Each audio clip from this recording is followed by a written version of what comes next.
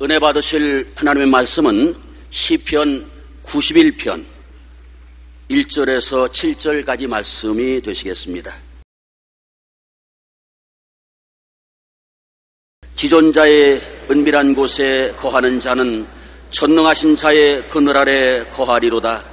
내가 야훼를 가리켜 말하기를 저는 나의 피난처요 나의 요새요 나의 의뢰하는 하나님이라 하리니 이는 저가 너를 새 사냥꾼의 올무에서와 극한 연병에서 건지실 것이미로다. 저가 너를 그 기수로 덮으시리니 내가 그 날개 아래 피하리로다. 그의 진실함은 방패와 손방패가 되나니 너는 밤의 놀람과 낮에 흐르는 살과 흑암 중에 행하는 연병과 백주에 황폐케 하는 파멸을 두려워 아니하리로다. 천인이 내 곁에서 만인이 내 우편에서 엎드러지나 이 재앙이 내게 가까이 못하리로다. 아멘.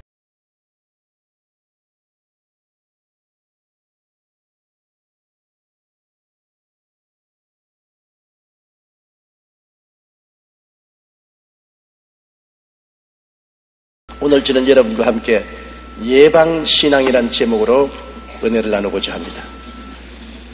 크리스 크롤리와 의학박사 헨리 S. 로치 씨가 저술한 양거 넥스트 이어라는 책에 보면 80세 그 후에도 50세처럼 건강하게 살 수 있는 비결에 관하여 기록하고 있습니다.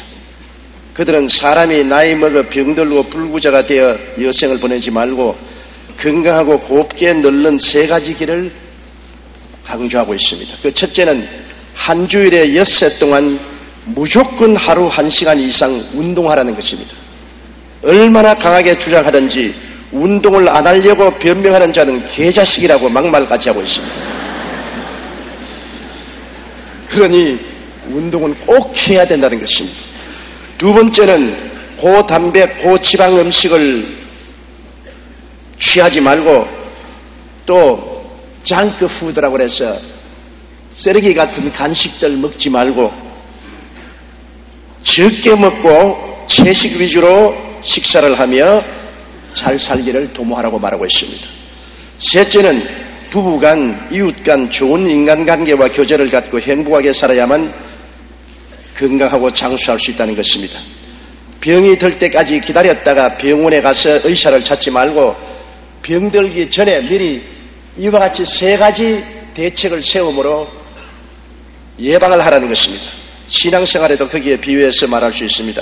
시험과 환난과 큰 고난을 당한 후에 하나님을 간절히 찾고 새벽 기도에 나오고 철야하고 금식하고 기도원으로 뛰어가고 하지 말고 평소에 올바른 신앙생활을 하면 시험과 환난과 큰 고난을 피할 수가 있는 것입니다.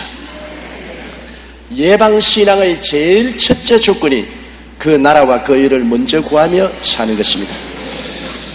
하나님의 나라와 세상 나라가 대결될 때, 즉 하나님과 세상 섬기는 것이 대결할 때 어느 것을 택할 것인가? 이것이 우리에게 굉장히 중요합니다. 선택은 우리 인생에 굉장히 중요한 것입니다. 인생을 살아갈 때 어떤 친구를 택할 것이냐, 어떤 신랑 신부를 택할 것이냐, 어떤 직업을 택하느냐, 이런 것이 우리 생활에 절대적인 영향력을 미치지 않습니까? 하나님의 나라와 세상 나라가 나에게 다가올 때 내가 어느 편을 택할 것이냐, 이것은 우리 예방신앙에 절대로 중요한 것입니다. 예수님이 광야에서 40주 40야 금식하시고 나신 후에 세상 나라의 대표인 원수 마귀가 예수님을 찾아왔습니다. 그래서 배가 고파 굶주린 예수님께 뭐라고 말했습니까? 하나님 아들의 권세로서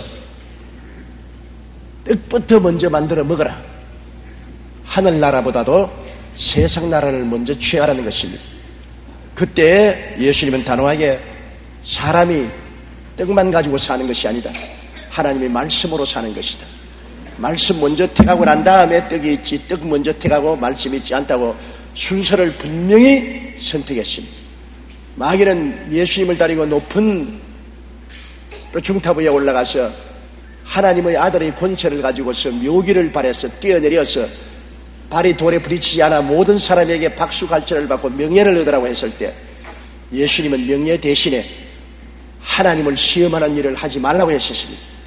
명예보다도 하나님을 시험하지 않고 하나님을 섬기는 것이 더 중요하다고 말했습니다.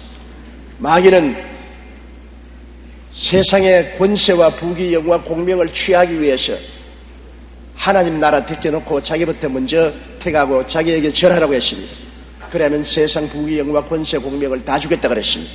그때 예수님께서는 단호하게 거부하고 하나님께만 먼저 경배하고 절하라고 말한 것입니다. 하늘나라와 세상 나라가 맞부딪힐 때 예수님은 단호하게 하늘나라 편을 택했던 것입니다. 우리도 한 가지입니다. 우리의 삶 속에 하늘나라와 세상 나라가 종종 같이 부딪혀옵니다. 우리는 그때 하늘나라도 아니고 세상 나라도 아닌 어정쩡한 중간 노선을 택할 때가 굉장히 많습니다. 그래서 많은 시험에 빠지게 되는 것입니다. 마태복음 22장 37절로 38절에 예수께서 가라사대 내 마음을 다하고 목숨을 다하고 뜻을 다하여 주 너희 하나님을 사랑하라 하셨으니 이것이 크고 첫째는 계명이라고 말한 것입니다. 요한복음 12장 26절에도 사람이 나를 섬기려면 나를 따르라. 나 있는 곳에 나를 섬기는 자도 거기 있으리니 사람이 나를 섬기면 내 아버지께서 저를 귀히 여기시라고 말한 것입니다. 하나님을 첫째로 사랑하고 예수님을 첫째로 섬기며 따르는 삶을 우리가 선택할 때 하나님께서 우리를 귀하게 여겨주시는 것입니다. 미국 대통령이요 노벨 수상자였던 지미 카터 대통령에게 참으로 위대한 점이 있습니다. 그가 대통령으로 출마했을 때입니다. 유세 기간 중에 주일을 맞았는데 대부분의 입후보와는 달리 그는 표를 얻기 위해 큰 교회를 찾아가지 않았습니다. 오히려 비행기를 타고 평소에 다니던 고향 조지아주의 교회에 가서 예배를 드렸습니다. 그리고 예배가 끝나면 23년 동안 매주일마다 해왔던 주일학교 교사로서의 아이들을 가르치기 하는 것입니다. 그렇게 대통령 유세에 바쁜데도 불구하고 주일날에는 미국 어느 주에 있든지 비행기 타고 조지아주 자기 고향 교회로 성수 주일하러 갔던 것입니다. 어느 주일에 약 70명의 기자들이 그를 취재하기 위해 교회로 몰려들었습니다. 그러자 지미 카터가 그들을 향해 이렇게 말했습니다. 기자 여러분, 오늘은 여러분이 나를 취재하기 위해 여기 오셨지만 다음 주일에는 여러분이 소속한 교회에 꼭 출석해 주시기 바랍니다. 지미 카터는 무엇보다도 하나님을 우선순위에 모시고 살았던 것입니다. 그 결과 그는 대통령에도 당선되었고 2002년에는 노벨 평화상을 수상하는 등 퇴임 후에 사람들로부터 더 크게 존경받는 인물이 되었습니다. 세상의 그 무엇보다도 하나님의 일이 먼저였습니다.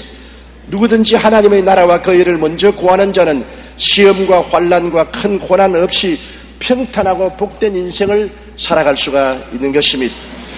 또한 우리가 예수님의 정의와 세상 탐욕이 대결될 때 예수님의 가르치심을 따를 것이냐 세상 욕심을 따를 것이냐 중대한 기로에 서게 되는 것입니다. 우리는 세상에 사니까 세상의 욕심이 우리를 유혹하지 아니할 수가 없습니다. 육신의 정욕도 있죠. 안목의 정욕도 있죠. 이 세상 자랑도 있습니다.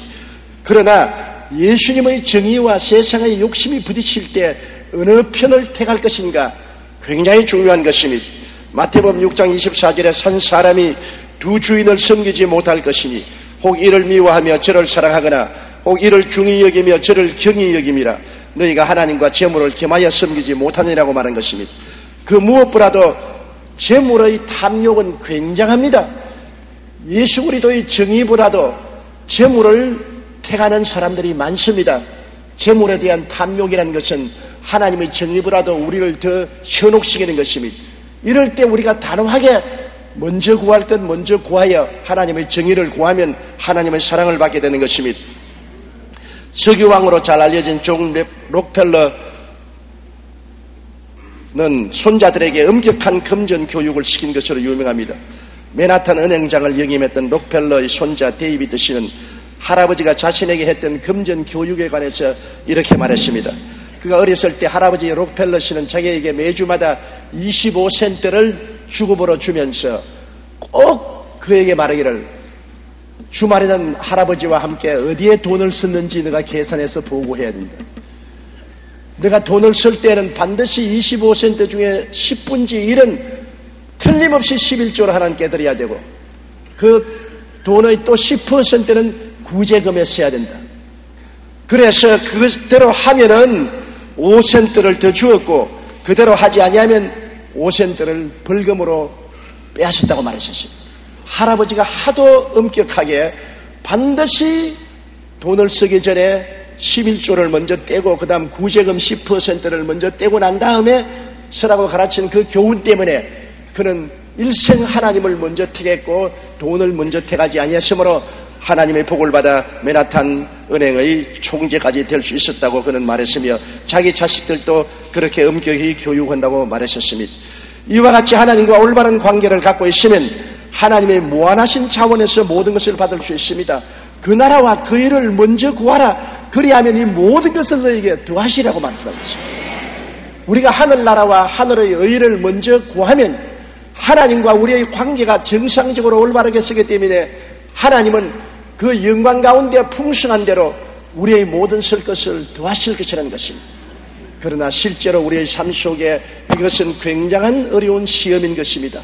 하나님의 정의냐, 세상 나라냐, 예수 그리스도의 정의냐, 탐욕이냐, 어느 것을 선택하느냐, 매일매일 부딪히는 시험인 것입니다.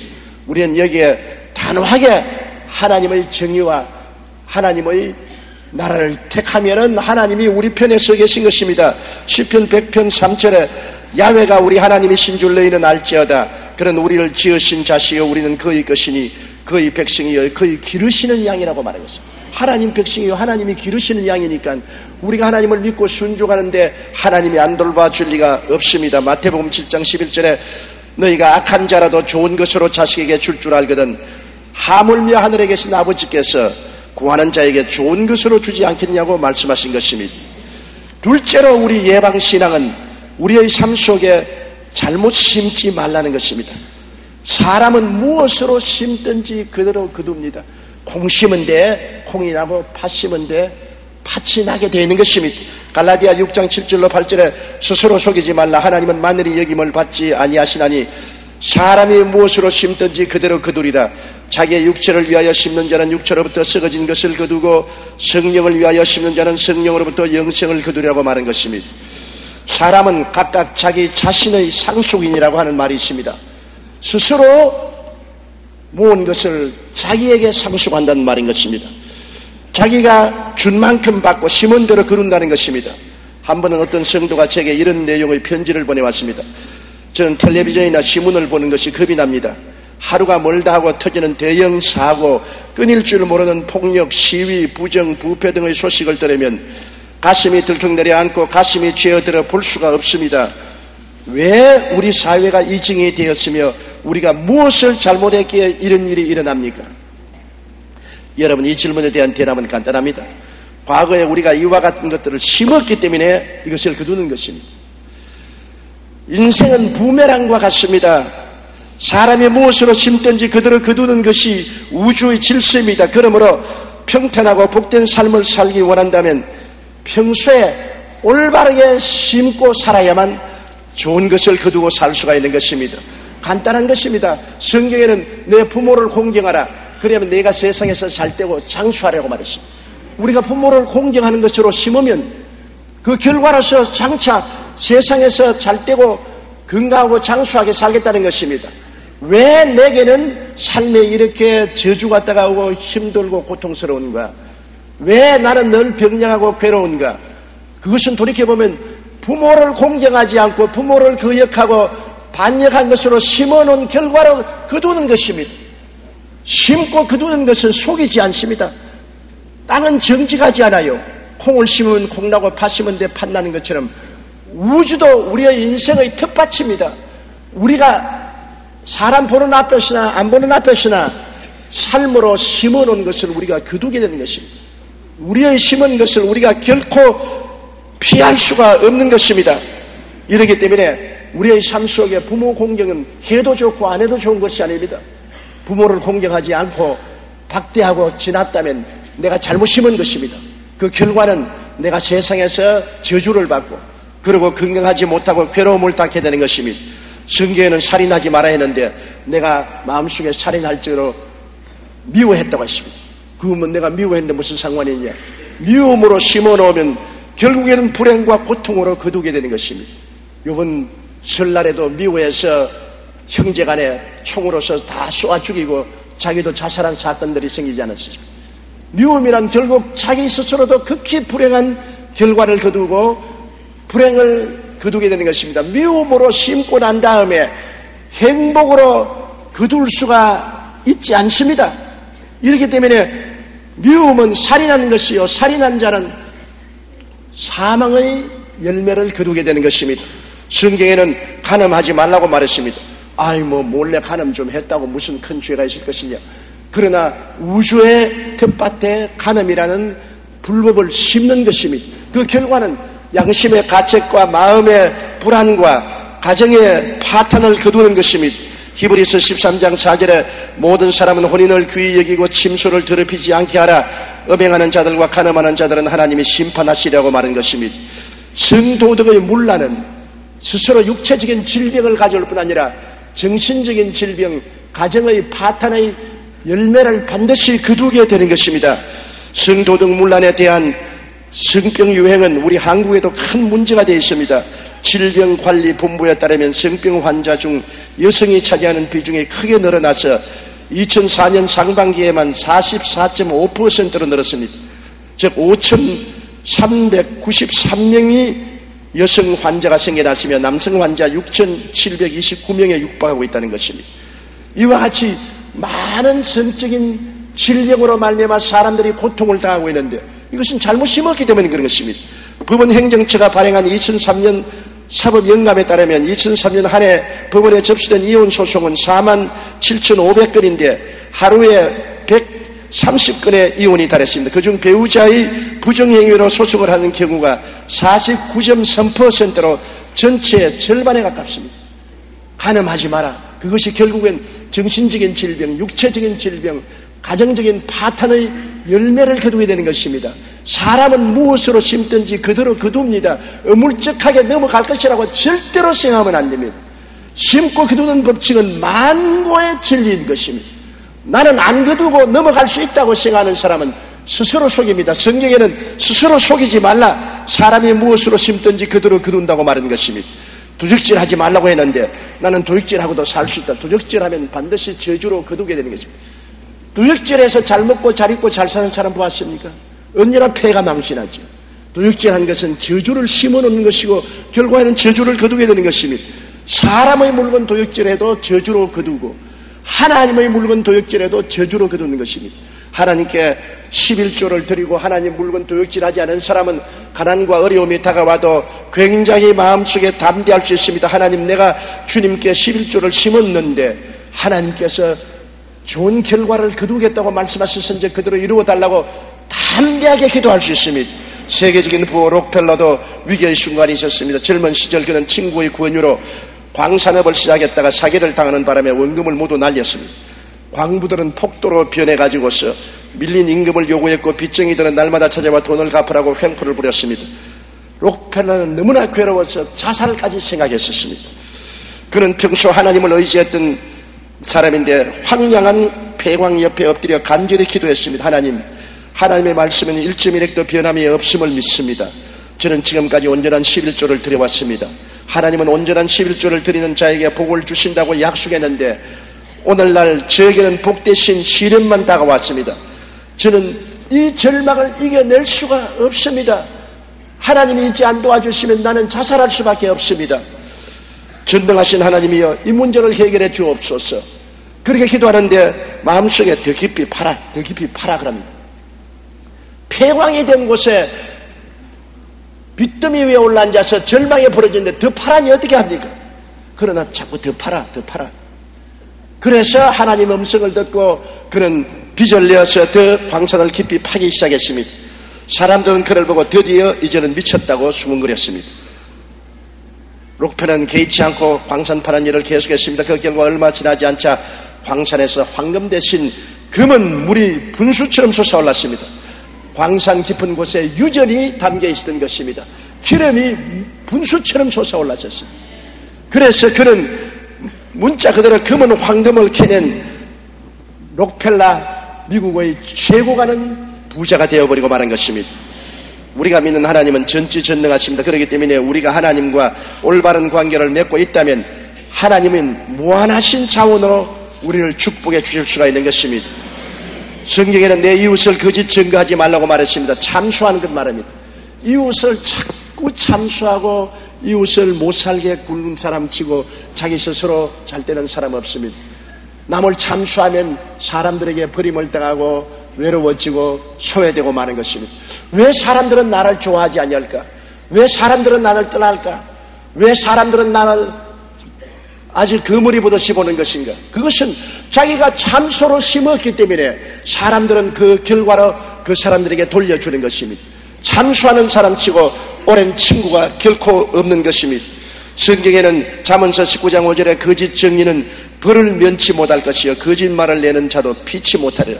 항상 벌이 따라오는 것입니다. 성경에는 또한 내 이웃을 탐하지 말라고 했는데 타인의 성공을 탐해서 방해하는 것은 잘못 심어놓은 것입니다. 그러면 자기가 잘못됩니다. 남 잘 되는 것 자꾸 축복해주고 칭찬해주고 복을 빌어주면 그 복이 자기에게 넘쳐오는데 남이 잘 되는 것 자꾸 핥히고 못되게 하고 비난하고 짓밟으면 자기에게 화가 되어 돌아오는 것입니다. 인생 삶은 마치 산울림과 같습니다. 산울림은 정직하게 내가 칭찬하면 칭찬이 돌아오고 내가 욕을 하면 욕이 저쪽 산에서 들려오는 것입니다. 어떠한 사람이 신문을 보니까 좋은 옥수수 종자가 있다는 것을 기록해 놓았었습니다. 그래서 그는 빨리 달려갔어요. 그 새로 품종 개량된 좋은 옥수수 씨앗을 구해가지고서 밭에 심었는데 얼마나 옥수수가 잘 되었던지 이웃 밭보다 배로 수확이 많았었습니다. 이웃 농부가 와서 자꾸 말했습니다. 그 옥수수 씨앗 좀 나누어 주십시오. 아니야, 못 나눠준다. 나만 잘 떼야지 당신까지 내가 잘 떼게 할 수 없다. 그래서 안 나눠줬어요. 그런데 그 이듬해 옥수수를 심었는데 전년보다 수확이 좋지 못하거든. 이상하다, 왜 그럴까? 3년째는 영 이웃집 옥수수보다도 더 적게 수확이 됐어요. 그 왜 그러냐 알아보니까 이웃집 옥수수에서 나오는 옥수수 가루가 자기 옥수수 밭에 바람이 불어서 와서 접촉이 돼가지고서 잘못된 가루를 받아가지고서 옥수수가 더 품종이 나빠져가지고서 전에보다 훨씬 수확을 못하게 되었습니다. 이웃의 옥수수를 나누어 줬더라면 좋은 옥수수 수술 가루가 서로 교집을 해서 좋은 옥수수를 생산할 수 있을 것인데 욕심을 내었다가 자기 옥수수도 망하고 이웃 옥수수도 망하고 마는 것입니다. 남을 잘되게 하면 자기도 잘되고 남을 못되게 하면 자기도 못되는 것이 심고 두는 법칙이라는 것을 우리가 알아야 되는 것입니다. 우리가 또한 예방신앙을 하기 위해서는 셋째로 사랑을 실천하며 살아야 되는 것입니다. 이 세상에서 사랑을 실천하고 사는 사람에게 언제나 하나님의 은총과 복이 따르게 되는 것입니다. 인간은 함께 살아야만 하는 것입니다. 혼자 살지 못해요. 함께 살자면 남을 섬기는 마음을 가져야 되는 것입니다. 한 가정에도 남편과 아내가 함께 살려면 남편은 아내를 섬기려고 해야 되고 아내도 남편을 섬기려고 해야 되는 것입니다. 부모도 자식을 섬기고 자식도 부모를 섬기고 함께 살려면 자기를 낮추고 남을 섬기는 삶을 살아야지 남에게 나와서 나만 섬기십시오, 나만 따르십시오, 내 주장만 하면은 결코 함께 살 수가 없는 것입니다. 사랑을 실천하기 위해서는 교만을 버리고 자기 중심을 버리고 남을 이해하고 동정하고 사랑하며 섬기는 삶을 살아야 됩니다. 잠언서 16장 18절에 교만은 패망은 선봉이요 거만한 마음은 넘어짐의 앞잡이라고 말한 것입니다. 베드로전서 5장 5절에 하나님이 교만한 자를 대적하시되 겸손한 자들에게 은혜를 주신다고 말한 것입니다. 예수님께서도 친히 말씀하시기를 인자에 온 것은 섬김을 받으려 함이 아니라 도리어 섬기려 하고 자기 목숨을 많은 사람의 대속물로 주려 함이라고 말씀한 것입니다. 오스트리아의 심리학자 알프레드 애들러 박사는 그에게 찾아온 우울증 환자들에게 이렇게 말했습니다. 2주간만 나의 처방대로 하십시오. 그러면 당신은 건강해질 것입니다. 그 처방은 별로 어렵지 않습니다. 매일매일 어떻게 하면 남을 기쁘시게 해줄까 궁리해서 이웃에 가서 남을 기쁘게 하고 즐겁게 하는 것을 실천하십시오. 그러면 당신의 우울증이 나을 것입니다. 애들러 박사의 명성을 듣고 대단한 처방을 기대하고 찾아왔던 많은 사람들이 싱거운 처방에 그만 실망하고 비난하고 돌아섰습니다. 그러나 박사의 처방을 믿고 그대로 다른 사람들에게는 당장 효과가 나타났습니다. 남을 기쁘게 하기 위해 그들을 돕고 어려운 이웃에게 사랑을 실천했더니 자기 우울증이 싹 사라져버리고 말았다는 것입니다. 주라, 그래야면 돌려줄 것이니 곧 후이되어 눌러 흔들어 넘치게 삼켜주리라. 남을 기쁘시게 하면 부메랑이 되어서 내게 기쁨이 다가오는 것입니다. 남을 즐겁게 하면 내게 즐거움이 다가오는 것입니다. 남을 평안하게 하면 내게도 평안이 다가오는 것입니다. 그러므로 우리 마음속에 우울증이 있고 기쁨이 없으면 우리가 외로운 할머니 할아버지 있는 곳에 찾아가는지 고아들을 찾아가고 불구자들을 찾아가서 그들을 봉사하고 섬기며 도와주고 있으면 자연적으로 내 우울증과 내 마음의 고통도 사라져버리고 마는 것입니다. 우리가 이웃에 베푸는 것은 부메랑과 똑같습니다. 세상을 향해 사랑의 부메랑을 날려보십시오. 상상할 수 없는 놀라운 은총이 여러분에게 날라 돌아오는 것입니다. 늘 아내가 나에게 사랑을 베풀어 주지 않는다고 불평을 하지 마십시오. 아내에게 한번 사랑을 잔뜩 베풀어 주어 보십시오. 사랑이 돌아오지요. 남편에게 굉장한 이해와 동정과 사랑을 베풀어 보십시오. 반드시 그것이 돌아오게 되어 있는 것입니다. 이것이 사랑의 법칙인 것입니다. 사랑하면 사랑받게 되는 것입니다. 내가 사랑받기만 원하면 사랑을 내가 받을 수가 없게 되는 것입니다. 인생은 부메랑이라는 것을 알아야 되는 것입니다. 우리는 항상 사랑이라는 것은 내가 받는 것이 아니라 주는 것이라는 것을 마음속에 늘 잊어서는 안 되는 것입니다. 탐욕을 비울 수 있어야 되고, 그리고 하나님의 사랑은 항상 주는 것이라는 것을 알아야 되는 것입니다. 하나님은 세상을 이처럼 사랑하라 주셨습니다. 무엇을 주었습니까? 독생자를 주었습니다. 예수님은 우리를 이처럼 사랑하사 주셨습니다. 무엇을 주셨습니까? 몸을 찢고 피를 흘려 주신 것입니다. 여러분, 마귀는 절대로 주지 않아요. 마귀는 자꾸 빼앗아가요. 하나님의 보좌를 빼앗으려고 했죠. 아담과 하와를 꿰서 하나님 자리를 빼앗으려고 했죠. 도적이 오는 것은 도적질하고 죽이고 멸망시키는 것뿐입니다. 도적이 여러분 집에 오면은 좋은 일 합니까? 집에 있는 것 다 빼앗아가지요. 마귀는 언제나 우리에게 와서 빼앗아가지만 하나님은 언제나 주시는 것입니다. 태양빛을 주시고, 하나님은 공기를 주시고, 물을 주시고, 양식을 주시고, 삶을 주시는 것이 하나님의 역사인 것입니다. 하나님이 세상을 이처럼 사랑하사 주셨다는 것을 잊지 말아야 되는 것입니다. 그러므로 우리가 항상 사랑한다면 주려고 애를 써야 되는 것입니다. 사랑하는 따뜻한 말 한마디, 그리고 사랑하는 체온, 그리고 물질, 그리고 우리의 기쁨, 즐거움을 나누는 것입니다. 나는 뭐 나눌 것이 없는데 뭘 줍니까? 우리가 돈이 있으면 돈으로 나누고, 옷이 있으면 옷으로 나누고, 신발이 있으면 신발로 나누면 좋습니다. 그것도 없다면은 따뜻한 말 한마디를 나누는 것 얼마나 좋습니까? 염려, 근심, 불안, 초조, 절망에 처한 사람에게 용기와 희망과 격려를 주는 것, 그리고 외로운 사람이 가서 따뜻한 손을 붙잡아 흔들어 주는 것, 이 얼마나 좋은 나눔인 것입니까? 인간은 내가 나누어 줌으로 내가 부유하고 풍성해 주는 것입니다. 주면 돌려주는 것입니다. 그리고 후회되어 눌러 흔들어 넘치게 삼켜 주는 것입니다. 사랑은 주는 것이지, 사랑은 자꾸 달라고 받는 것이 아닌 것입니다. 자꾸 달라고 하는 데는 불행이 다가오지만은 주는 데는 언제나 풍성한 행복이 따라오게 되는 것입니다. 사랑을 실천하면서 살아야 되는 것입니다. 잠언서 11장 25절에도 구제를 좋아하는 자는 풍족하여질 것이요 남을 윤택케 하는 자는 윤택하여지리라고 말씀한 것입니다. 넷째로 우리가 예방신앙을 하고 살려면 믿음으로 살아야 되는 것입니다. 이 세상에 우리가 환경을 바라보고 보는 대로, 듣는 대로, 냄새 맡는 대로, 만지는 대로, 느끼는 대로 살면 불안해서 살 수가 없습니다. 굳건한 반석에 서서 동남풍이 불고 서북풍이 불어도 밀고 나갈 수 있는 믿음이 있어야 되는 것입니다. 밤이 다가오면 아침이 올 것을 믿을 수 있어야 되고, 폭풍우가 다가오면 평안한 날이 올 것을 믿을 수 있어야 되고, 가시밭길을 걸어갈 때는 평탄한 길이 올 것을 믿어야 되고, 흠산 줄령을 지날 때는 평탄한 평지가 다가올 것을 믿어야 되는 것입니다. 어떻게 그런 것을 믿을 수 있습니까? 밤을 변하여 낮이 되고 풍랑을 변하여 조용하게 만드는 하나님을 믿어야만 되는 것입니다. 하나님에 대한 믿음이 없이는 우리가 결코 평안하게 인생을 살아갈 수가 없는 것입니다. 하나님은 오늘날 어디에서 만날 수 있습니까? 하나님은 말씀을 통해서 나타나시는 것입니다.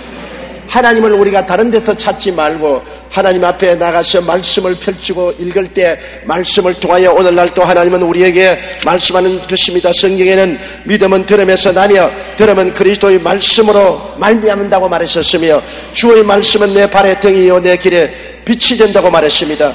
요수아에게 요수아 1장 8절에 하나님 말씀하기를 이 율법책을 너희 입에서 떠나지 말게 하여 주야로 그것을 묵상하여 그 가운데 기록한 대로 다 지켜 행하라. 그리하면 내 길이 평탄하게 될 것이라 내가 형통하리라고 말씀하신 것입니다.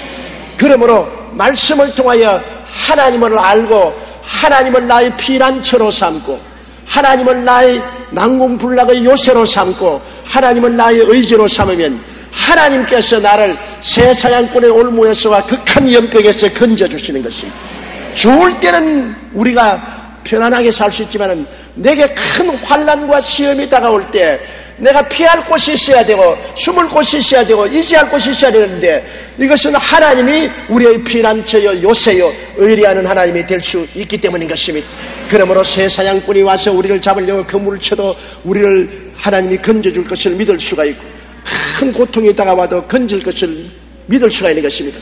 밤에 부지불식간에 놀란 일이 다가올 때도 하나님이 같이 계시고 지켜주시고 낮에 나를 계획적으로 활을 쏘 잡으려고 하는 사람도 하나님이 나를 붙들어서 피하게 해주시옵시고 흑암 중에 다가오는 큰 고통과 낭패가 다가올 때도 하나님이 같이 계셔 나를 붙들어 주시고 백주의 파멸 때는 흉흉한 일이 다가올지라도 하나님이 같이 하셔서 천인은 옆에서 넘어지고 만인이 쓰러져도 하나님이 나와 같이 계심으로 재앙에서 피해 줄 것이라는 믿음을 가질 수가 있는 것입니다. 이런 믿음이 있어야 인생을 긍정적으로 보고 희망을 가지고 살 수 있는 것입니다. 인생을 긍정적으로 보는 것은 굉장히 중요한 것입니다. 언제나 나는 못 산다, 나는 안 된다, 나는 할 수 없다, 나는 파멸이다, 나는 절망이라고 생각하면 그러한 사람에게는 내일이 없습니다. 그러한 사람에게는 오직 파멸과 좌절과 절망밖에 없습니다. 조그마한 빛이라도 빛을 바라볼 수 있으면 사람은 좌절하지 않습니다. 이러므로 여러분 식물들을 보십시오. 식물들은 집에서 화분에 식물을 키워보면 모든 잎사귀가 창문을 향합니다. 빛을 향해서 전부 잎이 거리 향합니다. 모든 식물의 잎사귀는 빛을 향해서 뻗어나가는 것입니다. 이처럼 여러분 우리의 마음도 항상 빛을 향해서 하나님을 향해서 긍정적이고 적극적이고 창조적이고 낙관적인 희망을 향해서 살아야만 되는 것입니다. 희망을 저버리는 사람은 절대로 하나님이 같이 할 수가 없는 것입니다. 환난이나 공고나 적신이나 위험이나 기근이나 칼이냐 이 모든 일에 우리를 사랑하는 이로 말미암아 우리는 넉넉히 이긴다고 사도 바울 선생은 말하셨습니다. 로마서 8장 32절에 자기 아들을 아끼지 아니하시고 우리 모든 사람을 위하여 내어주시니가 어찌 그 아들과 함께 모든 것을 우리에게 은사로 주시지 아니하겠냐고 말했던 것입니다. 아들조차 아낌없이 하나님이 주셨는데 그 아들을 구주로 모시고 섬기는 우리에게 하나님이 무엇을 안 주겠다는 것입니다. 여러분이 제게 와서 무엇을 구할 때 제가 여러분에게 금덩어리 하나를 드렸다면 금덩어리를 사서 갈 신문지 쪽지 하나 달라고 하면 어찌 신문지를 안 주겠습니까? 금덩어리를 준 사람이 신문지 쪽지 안 주겠습니까? 하나님이 아들을 우리에게 주신 하나님이 아들 잘 모시고 살려고 하는데 뭘 안 주시겠습니까?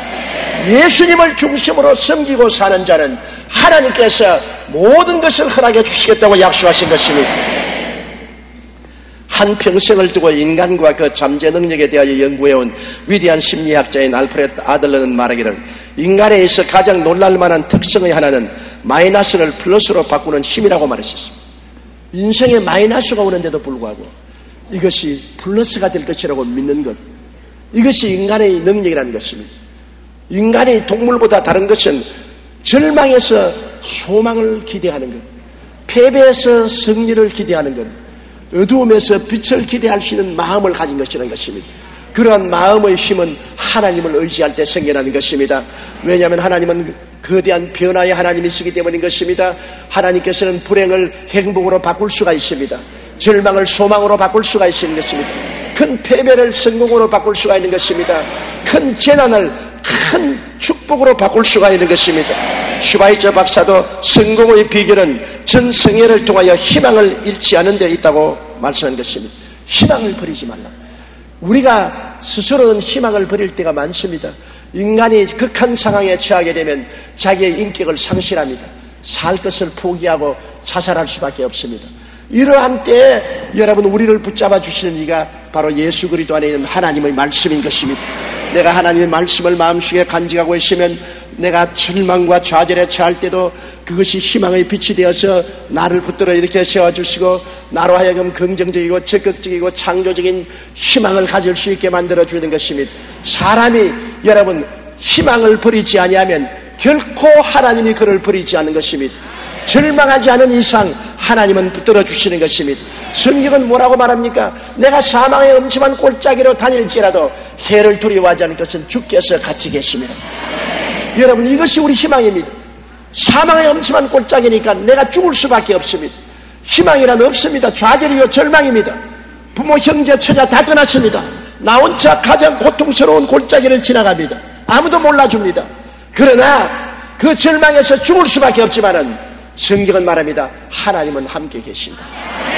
그 어둡고 캄캄한 절망에도 하나님은 같이 계셔서 하나님의 지팡이는 하나님의 지혜와 총명과 모략과 재능이요 하나님의 막대기는 하나님의 권능으로 우리를 이끌어 주십니다. 이와 같은 마음속에 긍정적이고 적극적인 믿음만 있으면 어떠한 사망의 골짜기도 우리는 승리로 나올 수가 있는 것입니다. 이러므로 이와 같은 신앙이 우리에게 얼마나 보배로운 것이 되고 있지 않습니까?